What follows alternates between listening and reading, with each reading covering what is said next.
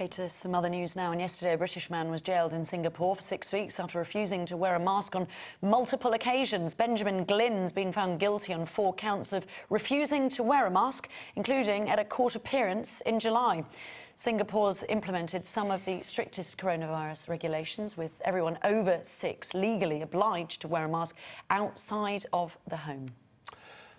Adam Hancock, freelance journalist working in Singapore, is with us now to give us the latest. And Singapore clearly very strict on its COVID rules. Yes, absolutely. Everybody who is living here is fully aware of what the rules are at all times. There's signs everywhere informing you of the rules. There's social distancing ambassadors, they're called, who walk around the city-state sort of making sure that people follow the rules. And there's been a lot of high-profile incidents of people who have broken the rules, landing up in court or ending up in prison or being fined for breaking them.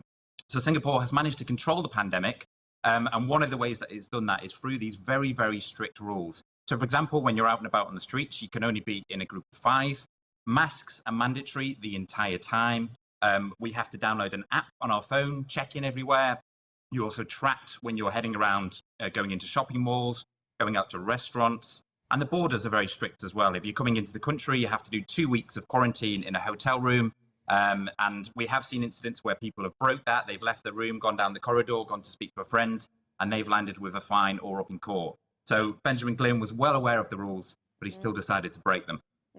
Adam, good morning to you. Yeah, I believe he was on the tube various times and was sort of hauled off for not wearing a mask, which is, you know, as we said, against the rules. I mean, this is a British man that we're here, and that's why we're talking about it. But has this been seen with those other nationalities as well? Yeah, absolutely. It's not just British people or expats who've been caught up with this.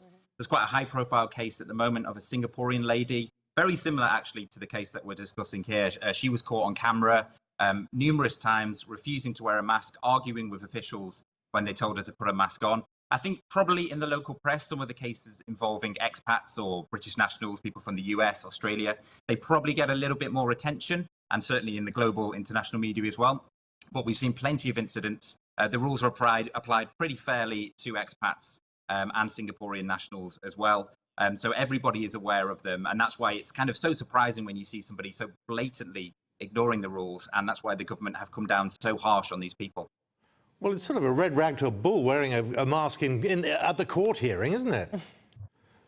Yeah. The decision to turn up at the court hearing not wearing a mask when he was in court for being in trouble for not wearing a mask, it did seem a little bit outrageous. That certainly did provoke a lot of anger from locals here.